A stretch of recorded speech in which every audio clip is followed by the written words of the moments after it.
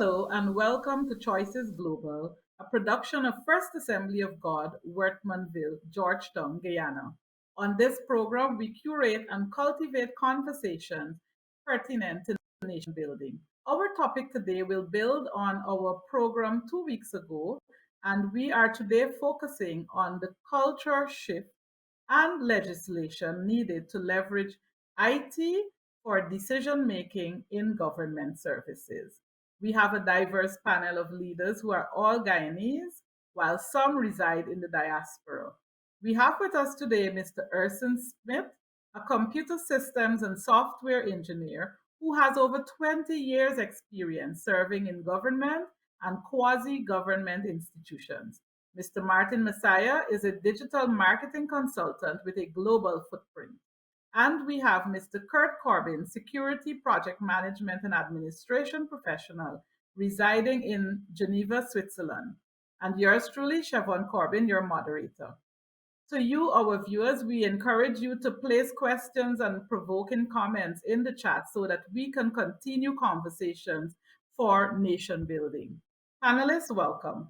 Today, as we continue the discussions on how innovations in information technology or IT can support decision making in government services, we want to delve into some practical approaches, the importance of data sharing and security legislation, and we really want to speak to our viewers so that the cultural shift required can be addressed. So, Martin, the first question is for you and to the panelists. Practical ways, tell me, what are some of the practical ways in which digitization can inform government decision making? Well, thank you, Siobhan. I think that when it comes to this transition into the digital world, I think before we even start that sort of technological transition, it's important to address persons' concerns. Many persons are going to be worried. Many persons are going to be concerned about how it would affect the way that they live, the way that they operate, the way that they do business. So I think that even before we start, we outline some key fundamental truths or some areas that you could really manage people's initial perception so that their transition to the digital world is one that is more comfortable, more safe, and more trusting.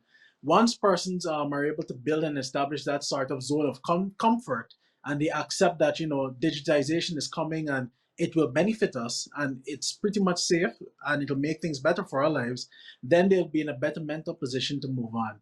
I think the next stage that we could look at is figuring out which areas could we target that'll give us the most wins up front, because we want to establish like a track record of success without really putting a lot of challenges right ahead of us, because people need to feel like if the transition into the digital world is going to be comfortable and that we're improving slowly and we're making progress. And I think one of the great areas for us to start when it comes to digitization again is to address something as simple as the online payments, or something as important as the facilitating the online payments. And when it comes to doing that sort of online financial transfers and everything, I think that once that legislation is put in place in order to facilitate more online financial transactions, I think that that is something that's going to remove a bunch of barriers, and it's also going to be a big win for not only the government agencies and the government workers, but also the regular everyday Guyanese. So I think that that is something that could unlock a bunch of opportunities, and it's going to let people know, you know what, digitization isn't only going to make systems faster, but it will also make my life better. So I think that strategy that I highlighted are is a pretty safe one to approach when it comes to transitioning into the digital realm. Okay, Person, your and as thoughts. much on down the line of how we enforce this cultural shift, indeed, that is going to be one of the major things we'll have to deal with, because even before the government decides that they want to put services online, people have to feel that there's something in it for them.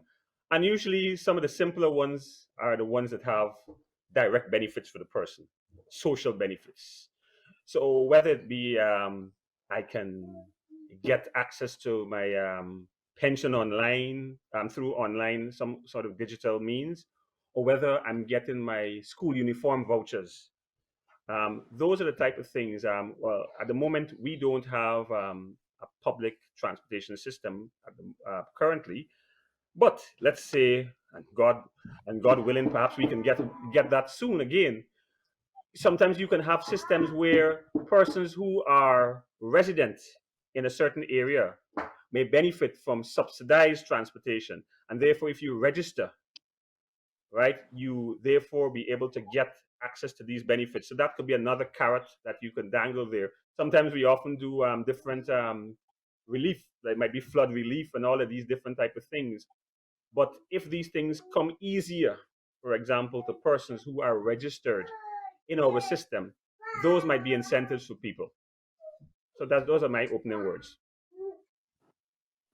I like where Orson is going. As you can see, I'm smiling. I experienced that, Orson, or I should say, we experienced that with the public transportation.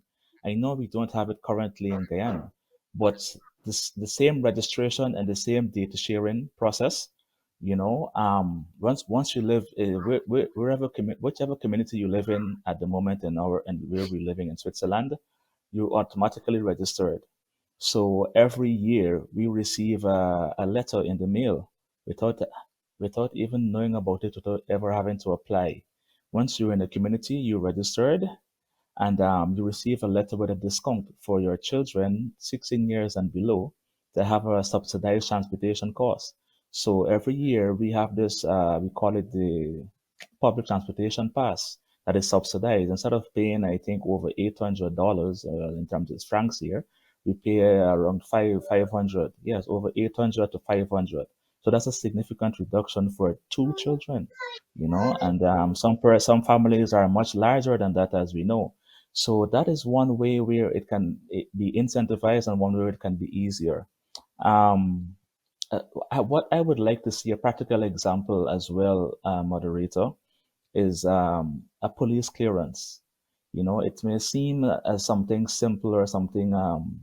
It can be made something simple. Instead of you Instead of us having to go to a physical building, we can go to one place. We can go to the post office, for example. That's the example that I know. We can go to the post office and we can make a request for the police clearance there. All we have to do, all we can do, or submit our names. We already registered through GRO and through the Elections Bureau, so our data and everything is on file. And we submit that there, and the police officers who were there in that building waiting for you to come can be reassigned to another area, to another department to do research, and like that we gain. So technology is not something that we all have to lose, or you say, oh, we lose staff, as Martin was intimating. It's something that we can gain. Staff as well can be retrained. But I will stop there and hand over to you, moderator. Awesome. I'm loving all of the thoughts. Maybe I can reflect as well as we continue to delve into the kinds of decisions or benefits that government services can accrue from digitization, and some of the things that I'm reflecting on as we reflect on a cultural shift. To my mind, we first have to understand, why are we as a program tackling the government and not private sector? And I want to frame this by saying that capitalism will drive improvements and innovations in the private sector. Government is always slow to come to the shore. And so it is important for us as citizens of any nation, whether Guyana or any other nation in Europe, in Asia, in Africa, we need to understand that private sector and government work hand in hand. And so this is why this program is delving into this, because no matter how much we can afford, governments still must manage education, they must manage infrastructure, they must manage health, for want of a better, for some examples, and social services, like Urson and others would have indicated. So, to you, the viewers, we're delving into this so that we can start a conversation at your level, at our level as citizens that support our government. And as per a cultural shift, what are some of the things that we should reflect on? In Geneva, we would walk into a testing site for COVID and walk out in 15 minutes confident that results will be there in another 15 to 20 minutes via email. When I was home in Guyana, I was able to receive the email notification, but it came hours after, and after moving from one section of the health institution to another. Another area where I believe that we can reflect as viewers and as citizens is in health. We are seeing a lot of non communicable diseases like diabetes and challenges with kidneys. And so, if government had health information online, they could look at the trajectory of these diseases and be clear on where they needed to focus or target education, naturally starting in our schools, but where to target specialists in these areas. And so those are just some that I wanted to share. But to the panelists, do you want to add some more practical examples of how Well, digitization will help?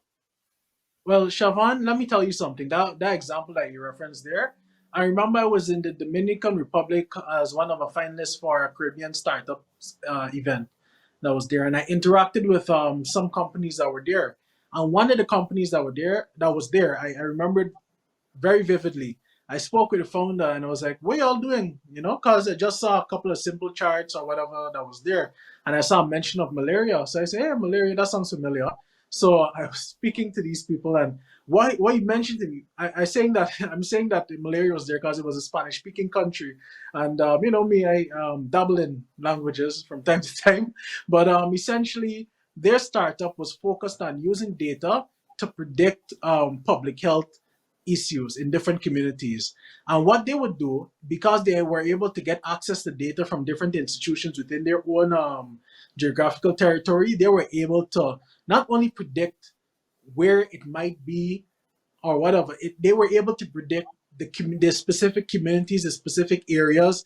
They were literally able to predict using previous data how many persons were going to get it, and when it actually happened, their forecast was correct. And that was because they had access to a whole lot of different data points over a long period of time.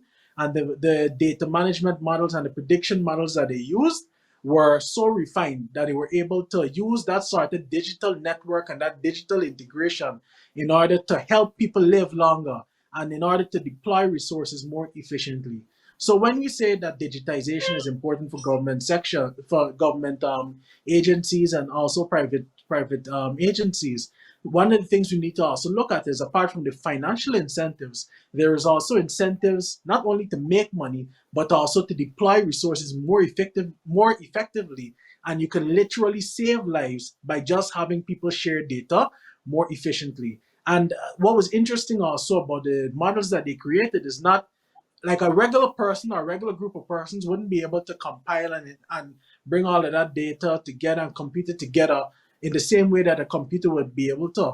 So by sharing this sort of data and by digitizing the system with so many different data points and different libraries of information and all of that, they were able to make sharp predictions that saved lives and deployed resources more efficiently and effectively. Pick up from where Mark left off. Go ahead. I like where he's going with this. When we are born here in Ghana, and I guess everywhere around the world, you're required to be registered. So the General Registrar's Office, that's what we call it here in Ghana, that has your information, your parents' name, where you live, etc., and all of those bits of information.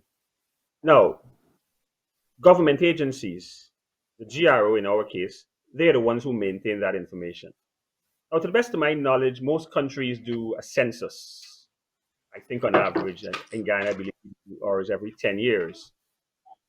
Census is usually done where we go house to house, and you enumerate your population, and you use that information to do some amount of studies, to do some social planning. But if in the intervening years, lots can be changing. So I'm thinking that the GRO, being the government agency, can share information, for example, with the Ministry of Education. Just the information about children's ages, for example. And the Ministry of Education can then use that information to predict that, you know what, in about 3.5 years' time, 4 years' time, there will be X amount of children at the kindergarten level. And then you start to look at this information not just based on countrywide level, but also in a geographic level. So you then get some information from the authority that holds the addresses for where these children live, and you cross reference that information, and then you can tell, you know what, there is going to be a deficit when it comes to being able to find enough placement for children in about 2.5 years time, in about 5 years time, or whatever, and therefore you can make adjustments for that. And that's the kind of power the government has when they start to share information between agencies, because this information exists, but very often we are not sharing that information, or that information is held on to by one particular agency. And because of that lack of cohesion, that lack of information sharing, very often we are unable to make quality decisions. If I may, Madam Moderator, Urson, excellent. Excellent. Moderator introduced me as having some knowledge earlier about insecurity. Martin, safety and security. When you were speaking about the malaria and so forth, immediately I am very big on collaboration, and immediately I began thinking, the fire service and the city council, they are not big as far as I am aware on collaboration. The plans, if a new building is being constructed, the plans are done at the city hall. The fire service has no clue of how this building is, if it has a basement, if it has a tunnel, whatever is existing there. Now, if it can be digitized and you give the fire service access to that building, so they would know exactly what is there even before a fire occurs, because they studied the blueprint, and they will know what to do and what not to do in case there's an emergency. And like that, they can even out the fire way before it exceeds, before it become a grand conflagration. So that is part of what I would like to see: the fire service, the city council, and even the police put digitizing these information, and everyone having access of how to really secure our buildings, the hospitals, the high rises. This is where we need to go to really make life easier. The idea is to make life easier for our citizens. That is those are the things that I would like to see as a citizen of Guyana. Well, Kurt, I'm happy that you started to introduce this collaboration element, because I recall reading in the height of the pandemic an article an article critiquing the Swiss government, whom, to my mind, us living here, we could see that they've made many efforts in digitization. However, this was a critique by the head of one of the premier universities here, that Switzerland had not yet brought much of its health platform online. And so it impacted on its reaction or its response to the pandemic. Meaning that because data was not online, they did not know where the pockets of infection were most concentrated, so that they could inform where they would deploy the testing sites. And this is just but one example. Urson, you mentioned the census. And when you see where the population is evolving, it would help the Ministry of Education, like you say, to know where you need to build the next schools. And I dare say, for us as Guyanese, in the context of Guyana, if we're preparing to be a budding oil economy, we will need to digitize so that we can, how do I say, provide the right level of services for those persons who want to engage and invest in Guyana. But maybe finally, what I want to close with, not for on this segment, is imagine you walking into the airport in Guyana, and this is me challenging our listeners, our audience. Imagine walking into Guyana and you are processed within 15 minutes, and you're in a taxi. Between the time you land with Caribbean Airline or American Airlines, you're in a taxi in 15 minutes.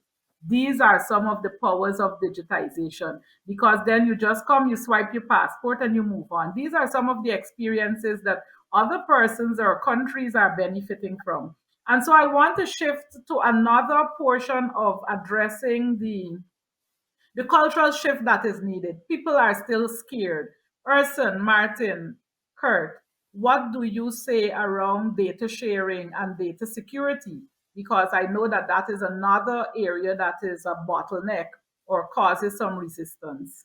I jump in right at this point here because as somebody who works with government have and pushing the agenda to try to move us towards data sharing, I'm often faced with the very question about persons' concerns.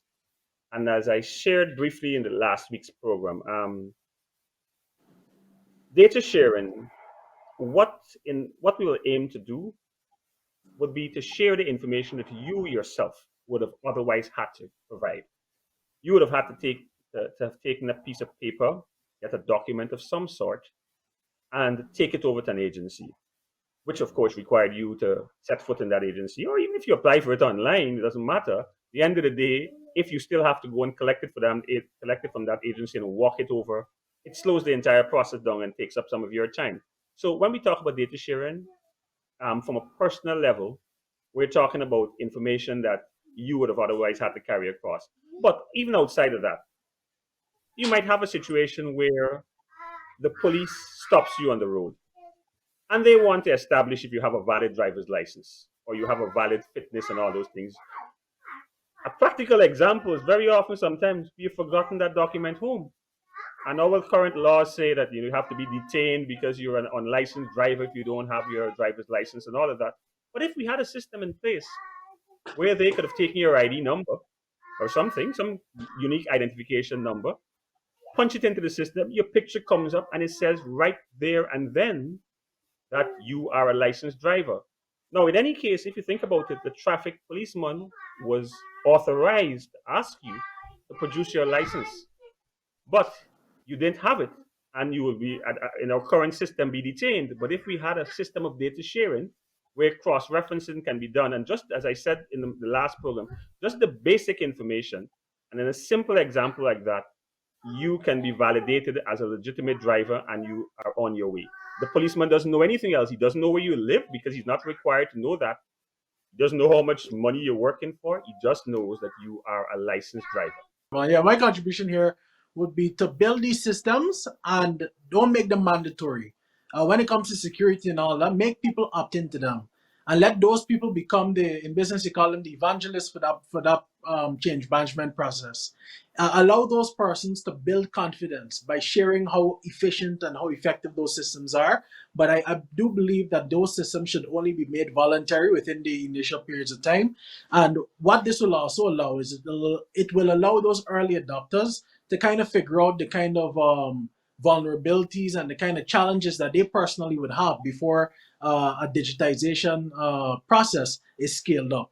Because many persons, I could tell you from personal experience, many persons are afraid that people might steal their identity. Many persons are afraid that people would use the information for things that they're not supposed to use the information for. Many persons don't feel competent enough. Older persons might not feel competent enough to operate within a digital environment. So people have legitimate concerns. And I believe that when it comes to security, it's important to, to make it, as I mentioned earlier, to make it voluntary. And the other thing is that we should build these systems to help, not necessarily to hurt.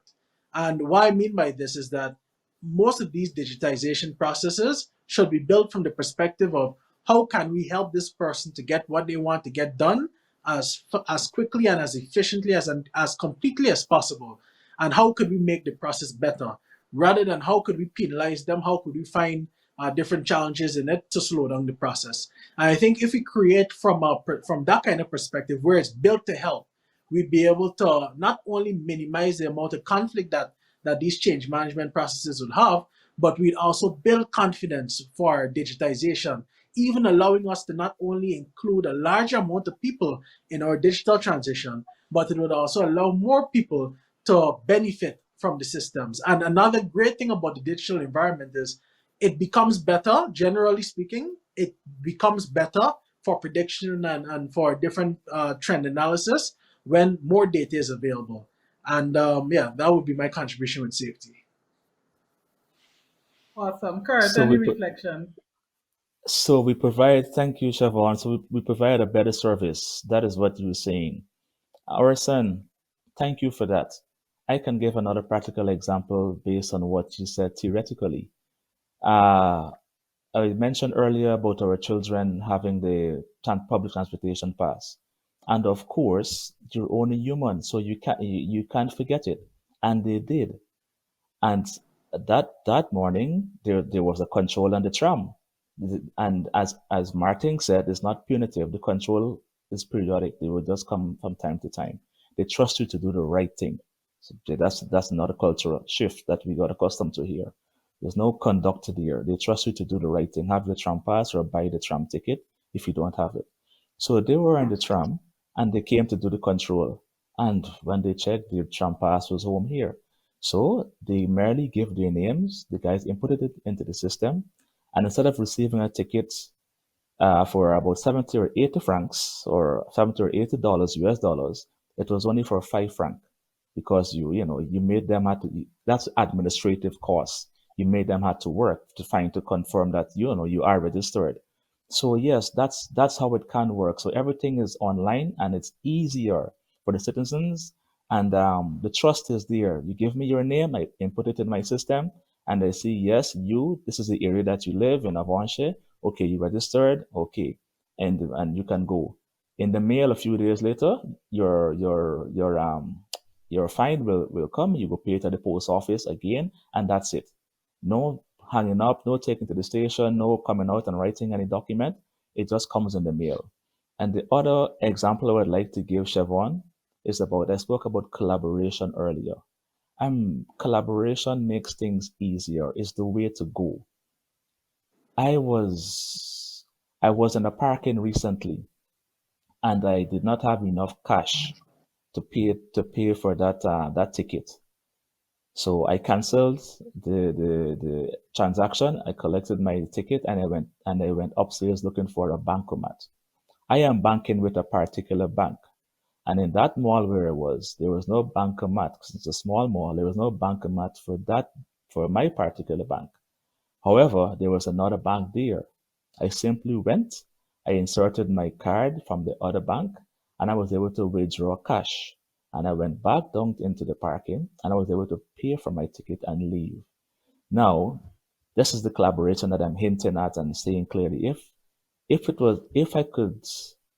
could not have accessed that particular bankomat, I would have had to walk or take the bus, public transportation, to go to the closest bankomat or bank or facility wherever to withdraw cash, to take that bus again, incurring another cost to come back to that mall to get my vehicle. That is not efficiency. That is not making, as Martin said, citizens' lives easier. That is what we're advocating for. So we don't want to see a long line at this bank and that bank because we're showing who has the more clients. We want it, we want collaboration where persons can, okay, data sharing person said, all we need to know, Court has money at this account, and yes, Court can withdraw money from that bank. I must not be in the East Bank corridor or in the East Coast corridor, and my bank only has a branch in the center city, and I have to come all the way to center city to withdraw cash to go and do whatever transaction I want to do up on the East Bank corridor or up on the East Coast corridor. It is not making my life as a citizen easier. So we need to see collaboration, Madam Moderator, collaboration. Well, Kurt, just let me highlight a quick one here. So these systems that when you digitize, many times they're not perfect the first time around, and there are many small things that they have to tighten. And I'll share this story because I still think about it every few weeks. This is where I was traveling. I think it was somewhere in the Middle East, and I was at the airport going through, and they asked me to scan my face. And when they scanned my face, they were looking at me and they said, "No, we can't see your eyes." So I took off my glasses and I was like, all right, scan again. They said they couldn't see my eyes. And now at this point in time, I'm worried because I'm the only one that's in the line looking like me, you know what I mean? And I'm in the line and these guys were telling me, no, you have to open your eyes. So I literally had to stand up there and I had to be like this because of the technological system that they had in place in order for them to scan me and to ensure that I was Martin Messiah. And it took me a while, but then after I opened my eyes for quite a bit and they did the test, they realized that all the information I had matched with them.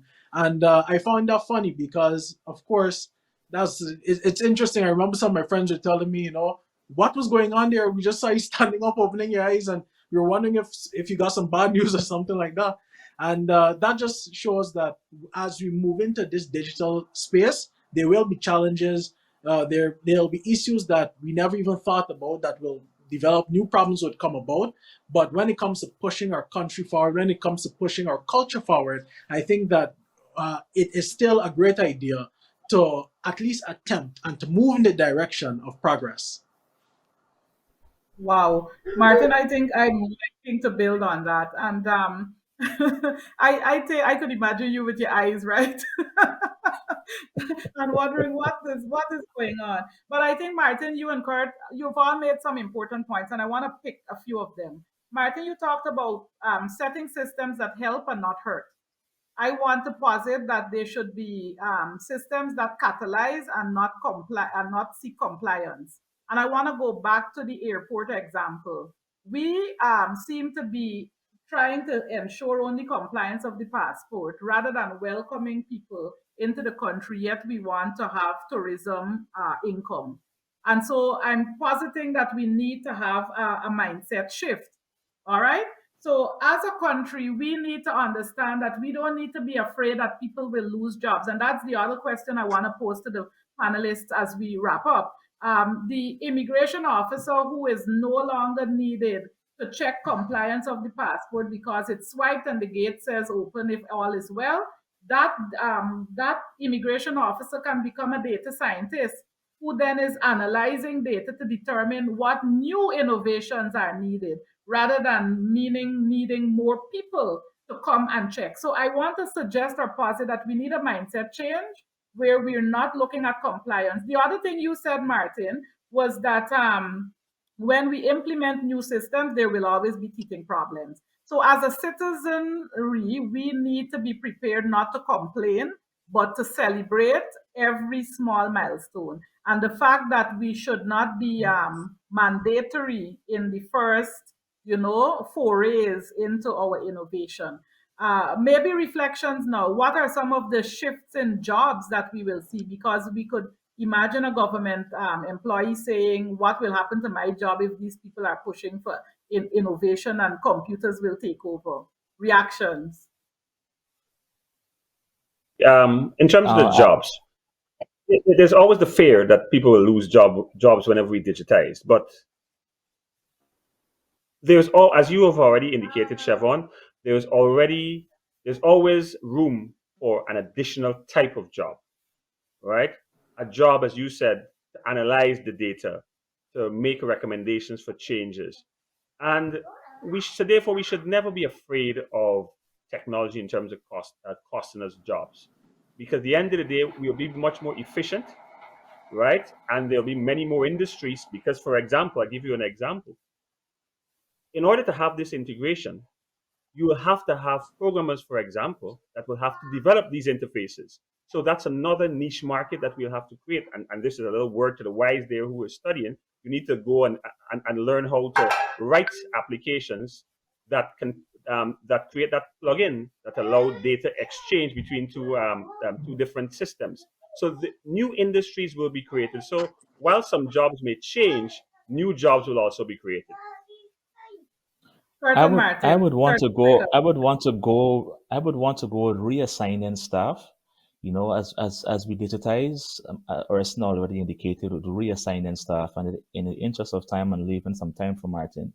There's a movie called Hidden Figures. It was based on a historical fact, with NASA, when they were computerizing everything before humans would have computed whatever calculation they had to make, and they went with IBM, and the lady led a whole change process, as Martin would love to see, an entire land shift. She trained her entire staff to make them relevant. So that is it. As technology changes, you have to adapt to make yourself relevant. It's not for anyone else. You have to understand that. Thank you, Martin. And well, I would also highlight that some people will not be able to adapt, and our systems, our overall systems, should still be able to take care of them and to help with their needs. As much as most of us will be able to change. But remember, this is about making life better, it's about making society better, and we need to also make provisions for those persons who wouldn't be able to transition. But overall, definitely digitization is the way to go. We need to become more skilled, we need to become differently skilled, and we need to rethink our processes, not how to make those processes better, but how to make the experiences for the customers at the end or the people at the end better. Powerful, Martin. And I believe you've hit on one particular aspect I'm passionate about. And that starts with our education system. Any change that we want to make, we need to start seeing our education system differently, because it is going to be the catalyst that will drive national development. There's an article I read that said public authorities cannot build great digital services on their own. They need national governments to provide the right conditions for them to succeed. And so, this is my challenge to you, our viewers. You should be the change agents that drive your national governments to create the right environment. Well, our time is gone. Thank you to our panelists for another lively discussion this week as we seek to create conversations that shape nation building. To our viewers, thank you for joining this episode. Please keep in touch with us at faogw.org or our YouTube channel, Choices Global. I am Chevon Corbin, your moderator for today, encouraging you to remain safe. This is Choices Global.